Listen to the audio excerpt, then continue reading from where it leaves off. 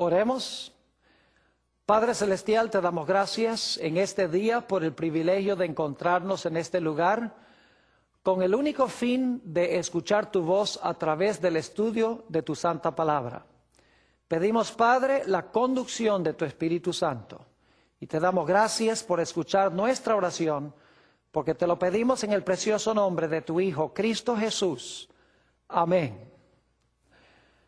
Para comenzar nuestro estudio de hoy, quiero hacer un repaso de un capítulo profético muy importante de la Sagrada Escritura.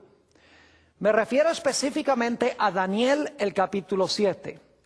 Y el repaso lo voy a hacer rápido porque quiero especialmente llegar a un poder que se conoce como el cuerno pequeño. En Daniel, el capítulo 7, tenemos varias bestias. La primera bestia es un león, que representa el reino de Babilonia. Luego tenemos un oso. El oso representa el reino de los medos y los persas. Luego tenemos un leopardo. El leopardo representa el reino de Grecia.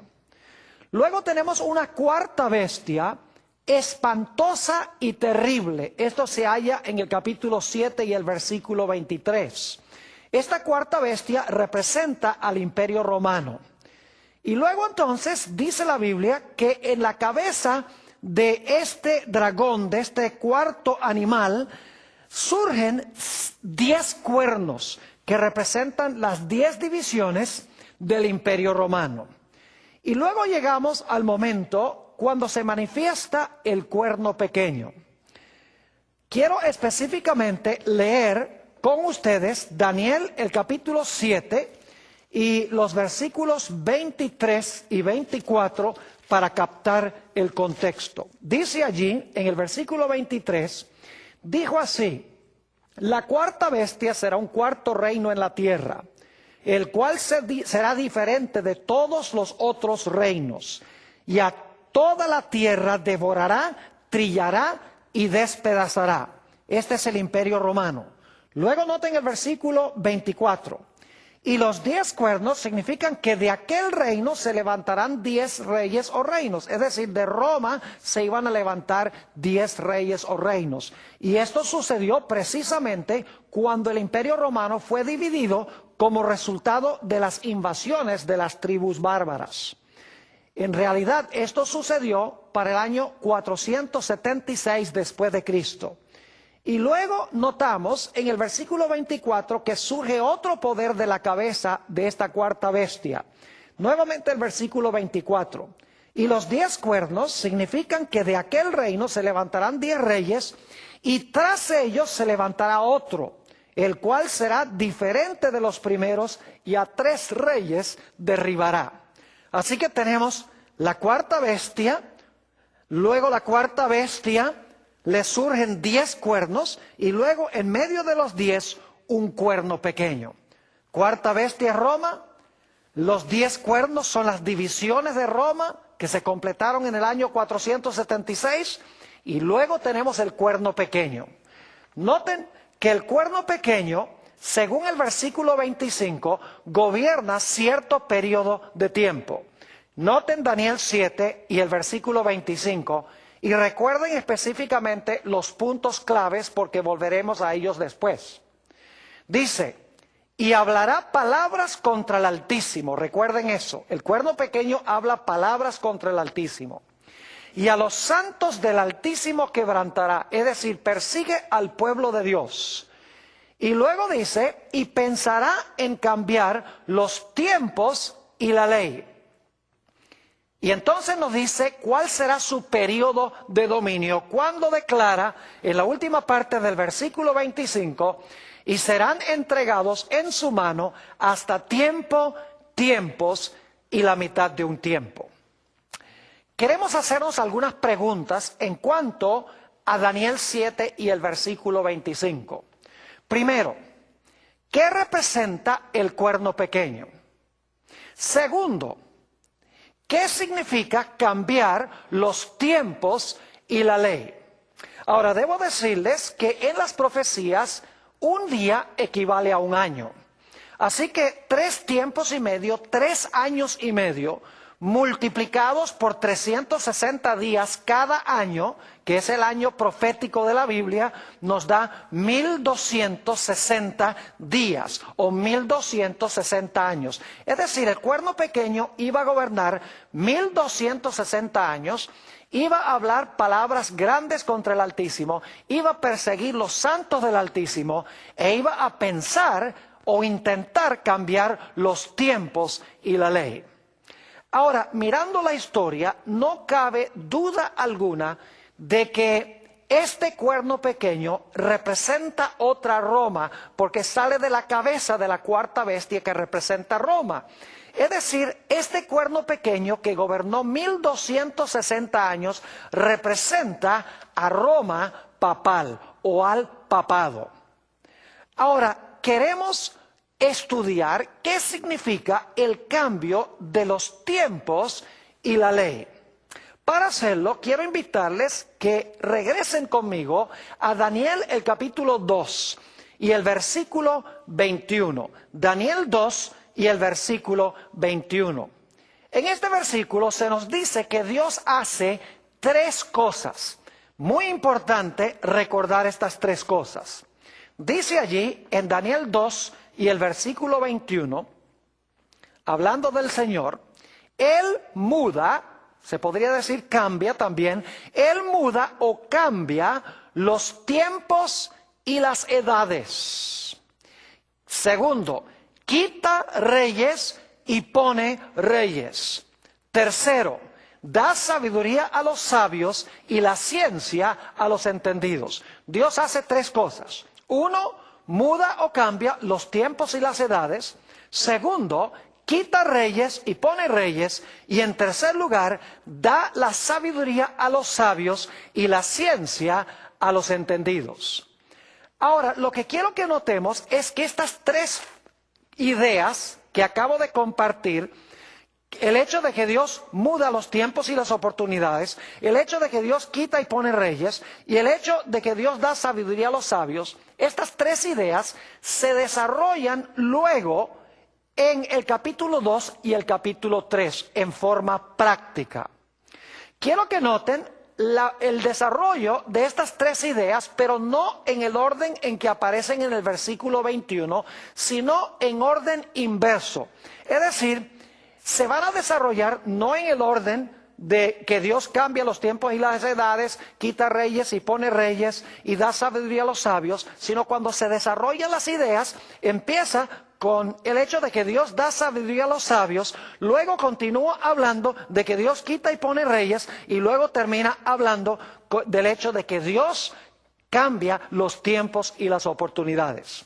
Noten Daniel, el capítulo 2 y el versículo 23, cómo se desarrollan estas tres ideas en orden inverso en el resto del capítulo 2 y en el capítulo 3. Daniel, el capítulo 2 y el versículo 23 nos dice lo siguiente en cuanto al sueño que recibió el rey Nabucodonosor. Dios le mostró el sueño luego a Daniel.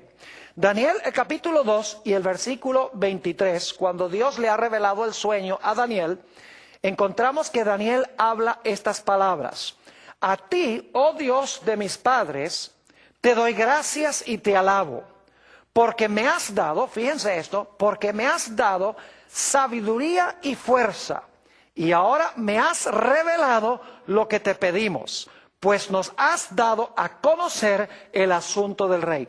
Noten entonces la tercera idea que mencionamos en Daniel 2:21 se desarrolla aquí en el versículo 23, donde nos dice que Dios dio sabiduría a Daniel para saber el sueño y lo que representaba el sueño. Ahora, noten cómo se desarrolla la segunda idea, el hecho de que Dios pone y quita reyes. Daniel, el capítulo 2 y el versículo 37 y 38.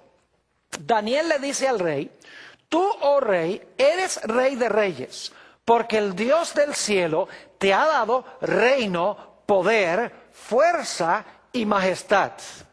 Y donde quiera que habitan hijos de hombres, bestias del campo y aves del cielo, Él los ha entregado en tu mano y te ha dado el dominio sobre todo. Tú eres aquella cabeza de oro. Noten que Dios dice a través de Daniel al rey que Dios fue el que lo colocó para gobernar sobre Babilonia. Es un ejemplo de que Dios pone reyes y quita reyes. Ahora, ¿qué diríamos de la tercera idea? El hecho de que Dios cambia los tiempos y las oportunidades, o los tiempos y las edades, como dice aquí. Esta idea se halla desarrollada en Daniel, el capítulo 3. Allí encontramos en Daniel 3 que el rey Nabucodonosor levanta una gigantesca estatua que mide 60 codos de alto y 6 codos de ancho. Y es interesante notar de dónde el rey Nabucodonosor adquirió la idea para hacer esta estatua de oro. En realidad, en Daniel capítulo 2, Dios le había mostrado a Nabucodonosor cómo se iba a desarrollar la historia profética. Dios le había dicho a Nabucodonosor: la cabeza de oro eres tú, y luego después de ti se levantará otro reino de plata, que eran los medos y los persas. Luego se levantará un tercer reino de bronce, que eran los griegos. Y luego se levantará un reino de hierro, que representa Roma, las piernas de la estatua. Y luego le dijo: entonces, después de eso, ese reino se va a dividir en 10 reinos de hierro mezclado con barro, que representa a Europa en su estado dividido. Y luego Dios dijo que en los días de estos reyes, Él iba a establecer un reino que nunca iba a ser corrompido. A Nabucodonosor no le gustó nada este panorama profético que Dios había presentado, porque Nabucodonosor pensaba que su reino iba a ser eterno. Y por lo tanto, para contradecir el panorama profético que Dios dio en el capítulo 2, Nabucodonosor mandó hacer esta estatua completamente de oro. La cabeza de la estatua era de oro y representaba a Babilonia, pero Nabucodonosor dice: ¿qué es esto de que yo soy solo la cabeza de oro? Voy a hacer una imagen toda de oro, y de esta manera voy a demostrar que el panorama profético que presenta Dios no es correcto. En realidad no se van a levantar otros reinos después que el mío. Yo soy el que estoy en control de los eventos proféticos. Pero todos sabemos cómo se desarrolló esta historia. Dios alteró los planes del rey. Es decir, Dios alteró el panorama profético que presentaba Nabucodonosor, que era que el reino de él iba a permanecer para siempre. Y Dios lo hizo librando a los jóvenes del horno de fuego. Es decir, que Nabucodonosor procuró cambiar los tiempos, procuró cambiar el panorama profético de Dios, pero Dios interrumpió sus planes y demostró que en realidad Él estaba en control de los tiempos proféticos y que las profecías se iban a cumplir exactamente como Él había dicho. Entonces vuelvo a preguntar: ¿qué significa el cambiar los tiempos? Sencillamente significa que el cuerno pequeño iba a pensar de alguna manera en cambiar el calendario profético de Dios, el orden de eventos proféticos que Dios ha establecido, el lugar donde se van a cumplir esas profecías, con quiénes se van a cumplir esas profecías, cuándo se van a cumplir esas profecías. En otras palabras, el cuerno pequeño iba a hacer lo que intentó hacer el rey Nabucodonosor. Iba a intentar cambiar el panorama profético que Dios ha presentado en las profecías, y quiere presentar un panorama profético rival o distinto. Ahora quiero leer algunos versículos de la Biblia a donde se usa la palabra tiempos, porque necesitamos entender que cuando dice la Biblia que el cuerno pequeño iba a pensar cambiar los tiempos, no está hablando de tiempo de calendario, no está hablando de horas y de días en forma común y corriente. En realidad, cuando usa la palabra tiempos, está hablando de los eventos proféticos que Dios ha colocado en su calendario. Es decir, el cuerno pequeño iba a pensar cambiar en alguna forma el orden de eventos que Dios ha establecido, que se van a ocurrir de acuerdo a su calendario profético. Quiero que noten, en primer lugar, que el periodo de dominio del cuerno pequeño se expresa como tiempo tiempos y la mitad de un tiempo. Fíjense allí que se usa la palabra tiempo y tiempos para referirse al periodo de dominio del cuerno pequeño. Es decir, la expresión tiempo, tiempos, la mitad de un tiempo, tiene que ver con eventos proféticos. También en Daniel 4 y el versículo 25, encontramos que cuando Nabucodonosor enloqueció por 7 años, Dios expresó ese periodo profético en cuanto a lo que iba a ocurrir con Nabucodonosor con la palabra tiempos. Es decir, la palabra tiempos denotaba un evento profético. Noten Daniel 4 y el versículo 25. Dice Daniel al rey, que te echarán de entre los hombres, y con las bestias del campo será tu morada. Y con la hierba del campo te apacentarán como a los bueyes, y con el rocío del cielo serás bañado. Y ahora escuchen, y 7 tiempos pasarán sobre ti. Fíjense que la palabra tiempos se usan para describir un evento profético futuro. Dice, y 7 tiempos pasarán sobre ti hasta que conozcas que el Altísimo tiene dominio en el reino de los hombres y que lo da a quien Él quiere. Vamos a notar algunos otros textos bíblicos que claramente usan la palabra tiempos y aún la palabra oportunidades para referirse a eventos en el calendario profético de Dios. Hechos 1 y el versículo 6 y 7. Jesús está en el Monte de los Olivos con sus discípulos. Y quiero que noten la pregunta que le hacen los discípulos a Jesús y la respuesta que les dio el Maestro. Dice en Hechos 1 y el versículo 6, entonces los que se habían reunido le preguntaron diciendo, Señor, ¿restaurarás el reino a Israel en este tiempo? Es decir, ha llegado el momento en el calendario profético de Dios para establecer el reino con Israel. Noten la respuesta de Jesús en el versículo 7. Y les dijo, no os toca a vosotros saber los tiempos o las sazones. Fíjense que es similar la expresión a la que encontramos en Daniel 2:21. Dice, no os toca a vosotros saber los tiempos o las sazones que el Padre puso en su sola potestad.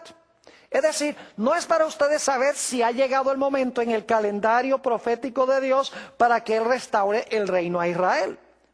Lo que sí pueden saber, les dijo Jesús en el versículo 8, pero recibiréis poder cuando haya venido sobre vosotros el Espíritu Santo, y me seréis testigos en Jerusalén, en Judea, en Samaria y hasta lo último de la tierra. Nuevamente el Señor Jesucristo usó la expresión tiempos y sazones para referirse a un evento profético en el calendario de Dios. Noten también Primera de Tesalonicenses, el capítulo 5 y el versículo 1. Primera de Tesalonicenses, el capítulo 5 y el versículo 1. Aquí el apóstol Pablo está hablando del cierre de la puerta de la gracia y de la venida del Señor Jesús. Dice el apóstol Pablo, pero acerca de los tiempos, aquí está otra vez, acerca de los tiempos y las ocasiones, no tenéis necesidad, hermanos, de que yo os escriba. Y luego procede a hablar de la venida de Jesús para cerrar la puerta de la gracia como la venida del ladrón en la noche. Es decir, nuevamente se usa la palabra tiempos y también la palabra ocasiones u oportunidades para referirse a eventos que Dios ha establecido en su calendario profético. También vamos a notar Hechos, el capítulo 3 y el versículo 19 hasta el versículo 21. Hechos 3, 19 al 21. Dice aquí el apóstol Pedro en el día del Pentecostés, así que arrepentíos y convertíos, para que sean borrados vuestros pecados, para que vengan de la presencia del Señor tiempos de refrigerio. Fíjense que está hablando del derramamiento final del Espíritu Santo en la historia del mundo y se refiere a este evento con la expresión tiempos de refrigerio. Y Él envíe a Jesucristo que os fue antes anunciado, Aquí en desierto es necesario que el cielo reciba, ahora escuchen esto, hasta los tiempos de la restauración de todas las cosas de que habló Dios por boca de sus santos profetas que han sido desde el tiempo antiguo. Nuevamente, 2 veces en estos versículos se usa la palabra tiempos para referirse a eventos en el calendario profético de Dios. El primer uso describe el derramamiento final del Espíritu Santo. Y la segunda expresión, tiempos, se usa en relación con la restauración de todas las cosas en la segunda venida de Jesús. También se usa en las profecías la palabra tiempo en singular para referirse a eventos proféticos. Noten Mateo, el capítulo 26 y el versículo 18. Mateo 26 y el versículo 18. Esto se está realizando en realidad en la fiesta de la Pascua que está por llegar. Dice, y él dijo, id a la ciudad a cierto hombre y decidle, el maestro dice, mi tiempo está cerca. En tu casa celebraré la Pascua con mis discípulos. Fíjense que Jesús dice, mi tiempo está cerca. Jesús se está refiriendo aquí al momento en el calendario de Dios cuando Él debía morir en la cruz. En realidad, en la profecía de las 70 semanas de Daniel el capítulo 9 nos dice que en toda la mitad de esa última semana el Mesías iba a ser cortado, el Mesías iba a morir. Y Jesús tenía que morir en el mismo día en que se celebraba la fiesta de la Pascua, en el día 14 de Nisan. Es decir, Jesús cuando usa la palabra tiempo, mi tiempo está cerca, se está refiriendo a un evento fijo en el calendario de Dios. Noten Lucas, el capítulo 21 y el versículo 24, otra vez se usa la palabra tiempos para describir un evento profético. Está hablando aquí de la dispersión de los judíos y cuándo va a terminar la dispersión del Israel de Dios. Dice, y caerán a filo de espada y serán llevados cautivos a todas las naciones. Y Jerusalén será hollada por los gentiles, ahora escuchen, hasta que los tiempos de los gentiles se cumplan. Fíjense que aquí se usa la expresión hasta que los tiempos de los gentiles se cumplan. Ahora surge la pregunta, ¿cuántos son los tiempos de los gentiles? ¿Será que Dios ha establecido un periodo de tiempo específico en su calendario que se describe como tiempos de los gentiles? Claro que sí. Quiero que noten en Lucas 21, 24 que hay varios elementos. En primer lugar, nos habla de Jerusalén. En segundo lugar, nos dice que será hollada. En tercer lugar, nos dice que será hollada por los gentiles. Y en cuarto lugar, será hasta que los tiempos de los gentiles se cumplan. Ahora fíjense Apocalipsis 11, 2 y 3, a donde aparecen las mismas 4 ideas, pero no usa la palabra tiempos en forma indefinida, sino que da un periodo de tiempo específico.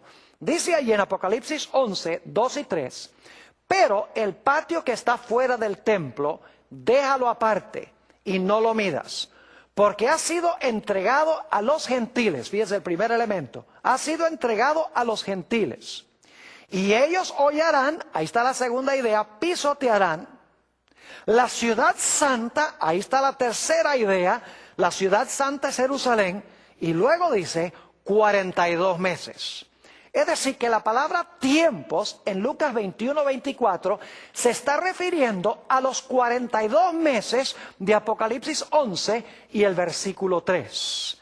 Es decir, la palabra tiempos en la expresión tiempos de los gentiles se refiere a un periodo profético exacto que Dios ha colocado en su calendario. Vamos a notar algunos otros textos más. Marcos el capítulo 1 y el versículo 15, Jesús se acaba de bautizar y está por comenzar su ministerio. Dicho sea de paso, la profecía de Daniel 9 de las 70 semanas también daba la fecha exacta en que el Mesías iba a ser ungido o bautizado para comenzar su ministerio. Dice en Marcos 1 y el versículo 15, después que Juan fue encarcelado, Jesús vino a Galilea predicando el evangelio del reino de Dios, diciendo, se acababa de bautizar, diciendo, el tiempo se ha cumplido y el reino de los cielos se ha acercado. Arrepentíos y creed en el evangelio. Fíjense que la profecía de las 70 semanas, por lo menos el inicio de la última semana, se había cumplido. Jesús había sido bautizado y aquí Jesús dice, el tiempo se ha cumplido. Otra vez la palabra tiempo se usa para describir un evento en el calendario profético de Dios. Notemos también Hechos, el capítulo 17 y el versículo 26. Hechos 17 y el versículo 26. Aquí nos dice que Dios tiene un calendario que ha prefijado desde antes que las cosas ocurran. Dice el apóstol Pablo, hablando a los filósofos en Grecia, y de una sangre ha hecho todo el linaje de los hombres para que habiten sobre toda la faz de la tierra, y les ha, noten esto, les ha prefijado el orden de los tiempos y los límites de su habitación. Noten también Gálatas, el capítulo 4 y el versículo 4. Vez tras vez, mis amigos, la palabra tiempos y el singular tiempo se refiere a eventos en el calendario profético de Dios. Dice en Gálatas 4 y el versículo 4, pero cuando vino el cumplimiento del tiempo, es decir, cuando vino el momento en el calendario de Dios preciso, Dios envió a su Hijo, nacido de mujer y nacido bajo la ley. Nuevamente nos habla del cumplimiento del tiempo, un evento específico en el calendario profético de Dios. Noten también Apocalipsis, el capítulo 12 y el versículo 14. Nuevamente la palabra tiempo, la palabra tiempos, medio tiempo, tiene que ver con eventos proféticos. Dice allí en Apocalipsis 12 y el versículo 14, hablando de la iglesia perseguida durante la Edad Media, y se le dieron a la mujer las dos alas de gran águila, para que volase de delante de la serpiente al desierto, a su lugar, donde es sustentada por un tiempo y tiempos y la mitad de un tiempo.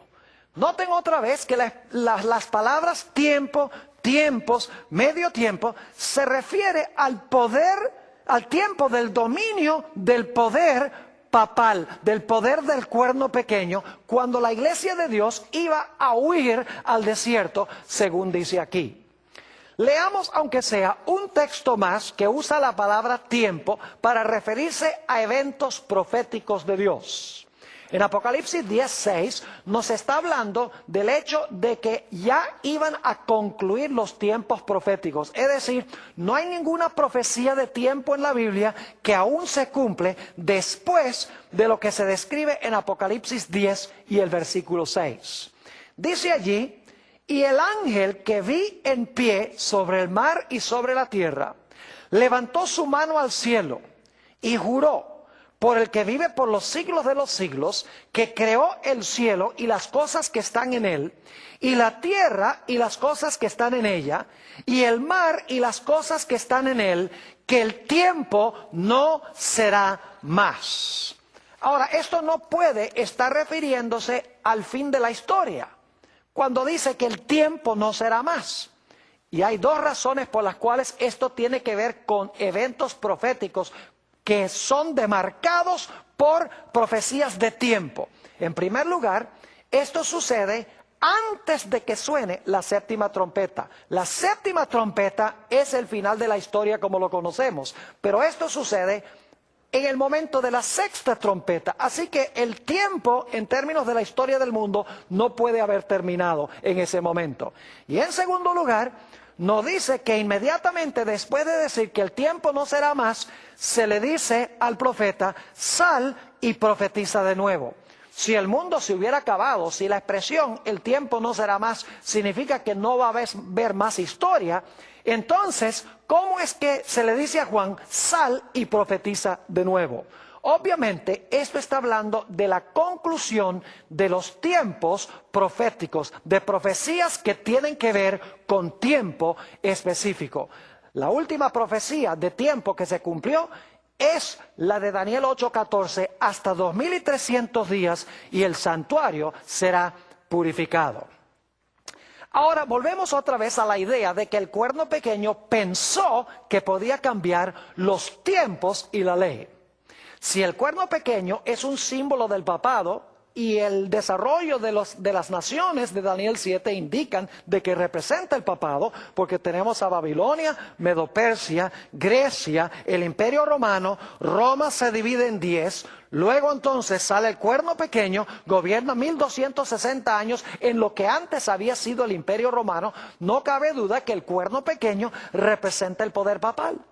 Entonces, en alguna forma, el poder papal durante el periodo de la Edad Media iba a intentar de alguna manera cambiar los tiempos, es decir, el calendario de eventos proféticos de Dios. ¿Con quién se iban a cumplir las profecías? ¿A dónde se iban a cumplir las profecías? ¿Y en qué manera se iban a cumplir esas profecías? La pregunta es, ¿intentó Roma papal cambiar los tiempos, es decir, cambiar el panorama profético de Dios? La respuesta es que sí. No tengo mucho tiempo para describir lo que pasó en la Reforma Protestante, pero la Reforma Protestante, iniciada, según los historiadores, por Martín Lutero, empezó a estudiar estas profecías de Daniel 7, de Apocalipsis 17, segunda de Tesalonicenses 2, y apuntaron el dedo hacia la Iglesia romana como el cumplimiento de estas profecías. Porque ciertamente el papado persiguió a los santos de Dios, habló palabras contra el Altísimo. En realidad Apocalipsis dice que habló blasfemias contra el Altísimo. Y blasfemia, según la Biblia, es cuando un mero hombre profesa tener poder para perdonar pecados y cuando un hombre en la tierra se proclama Dios. En alguna forma, Roma papal iba a intentar cambiar el calendario profético de Dios, que es lo que significa pensará cambiar los tiempos. ¿Y cómo fue que pasó esto? Cuando los reformadores protestantes estudiaron estas profecías y comenzaron a predicarlas, muchedumbres de personas y naciones enteras en Europa empezaron a abandonar a la Iglesia romana. La Iglesia romana vio, por lo tanto, la necesidad de contrarrestar la Reforma protestante. El primer paso fue convocar el Concilio de Trento, que duró desde 1545 hasta 1563. Pero de alguna forma había que revocar la forma en que los protestantes interpretaban las profecías, porque ellos seguían la secuencia: Babilonia, Medo-Persia, Grecia, el Imperio Romano dividido, luego entonces el cuerno pequeño que iba a gobernar más de 1000 años, y ellos estaban viviendo durante ese periodo. De alguna manera había que ofrecer una interpretación distinta que la interpretación que estaban dando los reformadores protestantes. Así fue que se levantó un individuo con el nombre de San Ignacio de Loyola y estableció lo que se conoce como los jesuitas o la Sociedad de Jesús. Eso fue en el año 1534. San Ignacio de Loyola expresó claramente que su intención era establecer esta sociedad para contrarrestar la Reforma protestante y para extirparla de la existencia. De los jesuitas salieron dos teólogos que dieron una interpretación diferente a las profecías que estaban dando los reformadores protestantes. El primero de estos se llamó Luis de Alcázar. Luis de Alcázar escribió un libro a donde decía: no, esta profecía del cuerno pequeño de Daniel el capítulo 7 y esta profecía de la bestia no tiene nada que ver con Roma papal. Él dijo, esta profecía del cuerno pequeño se cumplió en el Antiguo Testamento con un personaje que se llama Antíoco Epífanes. Desacró el templo judío, persiguió a los judíos, sacrificó un cerdo sobre el altar y gobernó más o menos 3 años, algo más de 3 años. Pero bueno, como son 3 años, 3 y medio, en realidad no interesa. Es suficientemente aproximado como para cumplirse la profecía del cuerno pequeño. Es decir, decía que el cuerno pequeño no era Roma papal, sino que era Antíoco Epífanes quien se levantó aún antes que Cristo naciera. Y luego dijo, la bestia de Apocalipsis, el capítulo 13, no representa el papado, sino que la bestia representa en realidad a los emperadores romanos y específicamente a Nerón. Así que si el cuerno pequeño se cumplió en el Antiguo Testamento y si la bestia se cumplió durante el tiempo de los emperadores romanos, entonces el cuerno pequeño no tiene nada que ver con nuestra iglesia, no tiene nada que ver con Roma papal. Luego se levantó otro teólogo católico con el nombre de Francisco Rivera, también jesuita, y estableció una escuela de interpretación profética diferente que la preterista que había establecido Luis de Alcázar. Francisco Rivera dijo, no, la profecía del cuerno pequeño y de la bestia no se han cumplido todavía estas dos profecías. Él dijo, en realidad estas profecías se van a cumplir en el futuro con el Israel literal. Se va a levantar un personaje que va a reconstruir el templo, se va a sentar allá en el templo en Jerusalén, va a blasfemar contra Dios, va a perseguir a los judíos y va a gobernar por 3 años y medio literales en el futuro, al final de la historia. Es decir, que Francisco Rivera proyectó el cumplimiento de las profecías al lejano futuro, mientras que Luis de Alcázar proyectó el cumplimiento de las profecías al lejano pasado. Y lo que estaban haciendo era ocultando el cumplimiento verdadero de esas profecías con el sistema al cual ellos pertenecían en ese momento. Es decir, si estas profecías del cuerno pequeño y la bestia se cumplieron en el Antiguo Testamento, se van a cumplir en el lejano futuro, entonces no tienen nada que ver con Roma papal. En realidad, lo que hicieron estos dos teólogos fue cambiar el calendario profético de Dios. Cambiaron la secuencia del cumplimiento de los eventos, el lugar donde se iban a cumplir las profecías, con quién se iban a cumplir las profecías, cuánto tiempo iba a dominar aquel en quien se cumplían las profecías, de qué manera iba a cumplir estas profecías. Todo esto lo ocultó proyectando el cumplimiento al futuro o al pasado. De esa manera nadie podía ver que estas profecías se estaban cumpliendo en aquella época. Pero Dios profetizó que cuando llegara este tiempo a su fin, el tiempo, tiempos y la mitad de un tiempo, Dios iba a levantar a un pueblo que iba a contrarrestar estas dos cosas que intentó cambiar el cuerno pequeño. Noten Apocalipsis, el capítulo 12 y el versículo 17. Apocalipsis, el capítulo 12 y el versículo 17. El contexto indica que este versículo se está cumpliendo inmediatamente después del versículo 14 al 16, donde habla de los 1260 días o los 1260 años. Es decir, apenas terminan los 1260 años, se cumple este versículo que voy a leer. Dice allí, en Apocalipsis 12, 17, entonces el dragón se llenó de ira contra la mujer. El dragón es Satanás, la mujer representa a la iglesia. Y se fue a hacer guerra contra el resto de la descendencia de ella. Y ahora noten las dos características: los que guardan los mandamientos de Dios y tienen el testimonio de Jesucristo. ¿Qué dos cosas intentó hacer el cuerno pequeño? Pensó que podía cambiar los tiempos y la ley. Al final de este periodo dice que Dios levanta a un pueblo contra el cual Satanás está enojado y guardan los mandamientos de Dios y tienen el testimonio de Jesucristo. Antes de seguir comentando sobre esto, debo decirles que la Iglesia romana también hizo el intento de cambiar la santa ley de Dios. Si ustedes van a una Biblia católica, van a encontrar que en Éxodo 20 y el versículo 8 al 11 dice que el séptimo día es el sábado de Jehová. Es decir, la misma Biblia católica dice que el sábado es el día de reposo. Y van a encontrar también en el segundo mandamiento que dice que no debemos hacer imágenes ni debemos inclinarnos ante esas imágenes. Pero si ustedes van a los catecismos católicos, van a descubrir que en los catecismos no aparece un comentario sobre el segundo mandamiento. El segundo mandamiento es sustraído de la santa ley de Dios. Y claro, cuando uno saca el segundo mandamiento, uno queda nada más con 9.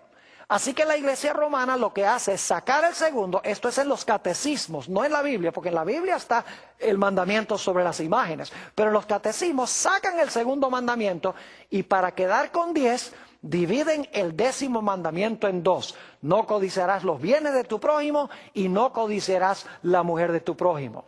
Pero también en los catecismos dice que el mandamiento del sábado sencillamente significa santificar las fiestas.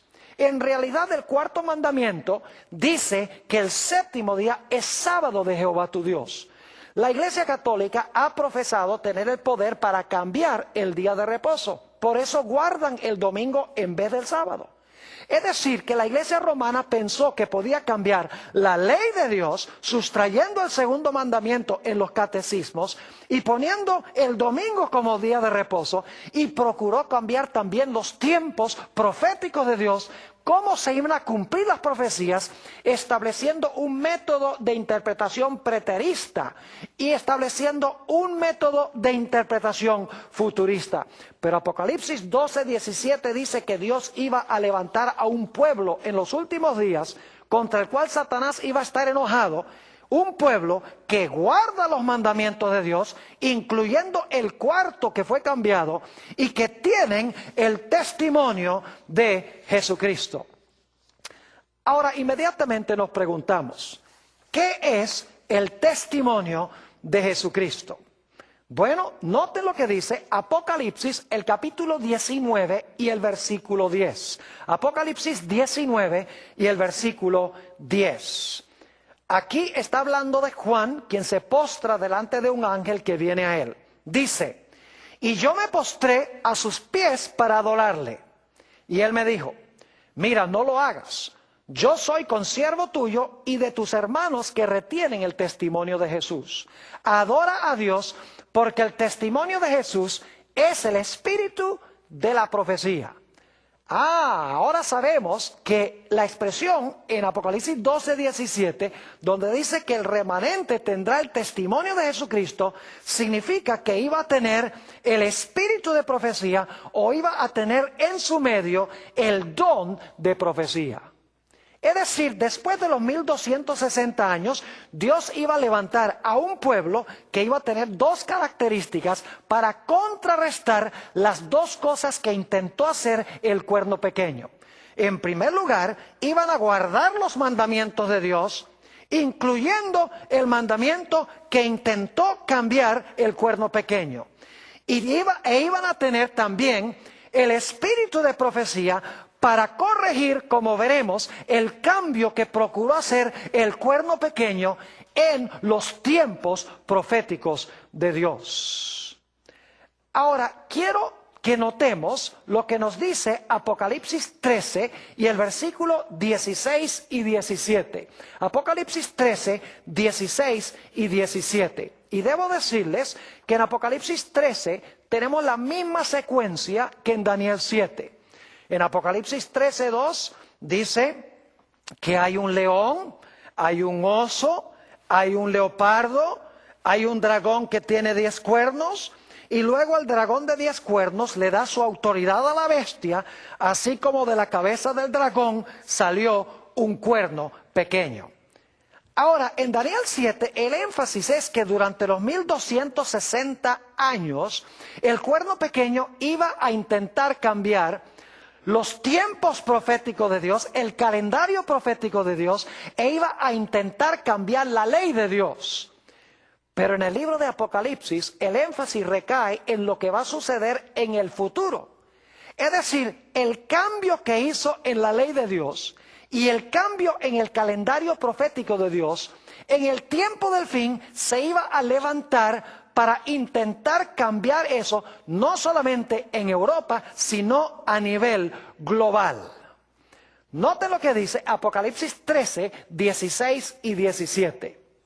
Dice, y hacía que a todos, pequeños y grandes, ricos y pobres, libres y esclavos, se les pusiese una marca en la mano derecha o en la frente, y que ninguno pudiese comprar ni vender, sino el que tuviese la marca, fíjense, el que tuviese la marca o el nombre de la bestia o el número de su nombre. Es decir, que esta bestia de Apocalipsis 13 iba a imponer la marca de la bestia. Ahora, ¿qué es la marca de la bestia? La marca de la bestia, y no tengo tiempo para entrar en todos los detalles, pero la marca de la bestia representa el cambio que se hizo en la santa ley de Dios. La Iglesia romana dice, el cambio del día de reposo es nuestra marca de autoridad. Porque si nosotros podemos cambiar la ley de Dios, significa que el poder nuestro no es solamente humano, sino que nuestro poder también es divino. Es decir, que en el tiempo del fin, dice aquí en Apocalipsis el capítulo 13, que la bestia iba a imponer su marca, que es el cambio en la ley de Dios, e iba a imponer su marca bajo pena de no poder comprar ni vender, y bajo pena también de muerte, si leen Apocalipsis 13 y el versículo 15. Es decir, que en el tiempo del fin, esta bestia o el cuerno pequeño en su etapa final iba a imponer el cambio en la ley de una manera obligatoria, y de esta manera el pueblo de Dios, su vida misma, iba a peligrar. Pero ¿qué del cambio que procurará hacer en el tiempo del fin, en los tiempos? Noten Apocalipsis, el capítulo 16 y el versículo 13. Apocalipsis 16 y el versículo 13. Esto está hablando de otra bestia que se levantó de la tierra, se menciona en Apocalipsis 13, y esta bestia es la que impone la marca de la primera bestia. Ahora quiero que noten qué nombre se le da a esta bestia que se levanta de la tierra. Dice, y vi salir de la boca del dragón, y de la boca de la bestia, y de la boca del falso profeta, 3 espíritus inmundos a manera de ranas. ¿Cómo se le llama a esta bestia que se levanta de la tierra, que dicho sea de paso, impone la marca de la bestia, hace una imagen de esa bestia que gobernó 1260 años? Se le llama con el nombre de falso profeta. Tenemos, en otras palabras, en el tiempo del fin, las dos características que menciona Daniel 7 en cuanto al cuerno pequeño y lo que hizo durante los 1260 años. En Daniel 7 y el versículo 25 dice que el cuerno pequeño, que es la iglesia romana, durante los 1260 años, iba a pensar cambiar los tiempos, es decir, el calendario profético de Dios y la ley, específicamente el cuarto mandamiento. La Biblia nos dice en Apocalipsis 12:17 que Dios iba a levantar a un pueblo que guarda los mandamientos de Dios, es decir, va a corregir el cambio en la ley, y que tiene el testimonio de Jesucristo, que es el don de profecía, con el cual ellos van a poder explicar correctamente el calendario profético de Dios, correctamente las profecías de la Biblia. Pero estamos viendo en Apocalipsis 13 que los poderes opuestos al pueblo de Dios no se van a quedar con los brazos cruzados, porque la Biblia nos dice que esta bestia que se levanta de la tierra va a imponer la marca de la bestia, que es el cambio en la ley de Dios. Y en segundo lugar dice que esta bestia que se levanta de la tierra resulta ser un falso profeta también de la bestia que procuró cambiar la ley de Dios. Es decir, para contrarrestar a los que se levantan para guardar los mandamientos de Dios, para corregir con el don de profecía el cambio en el calendario profético de Dios, el diablo va a levantar una segunda bestia, y esa segunda bestia va a imponer el cambio en la ley, que es la marca de la bestia, y va a imponer también un falso panorama profético, y por eso se le llama a esta bestia el falso profeta. Pero gracias a Dios que la Biblia nos dice que Dios va a levantar un pueblo en el tiempo del fin que va a restaurar la ley de Dios, específicamente el sábado, y que va a presentar un panorama profético correcto. ¿Y a dónde se encuentra ese mensaje? En Apocalipsis 14 y el versículo 6 hasta el versículo 12. Vamos a leer ese pasaje. Vi volar por en medio del cielo a otro ángel, que tenía el evangelio eterno para predicarlo a los moradores de la tierra, a toda nación, tribu, lengua y pueblo, diciendo a gran voz: temed a Dios y dadle gloria, porque la hora de su juicio ha llegado. Y ahora escuchen bien. Y adorad a aquel que hizo el cielo y la tierra, el mar y las fuentes de las aguas.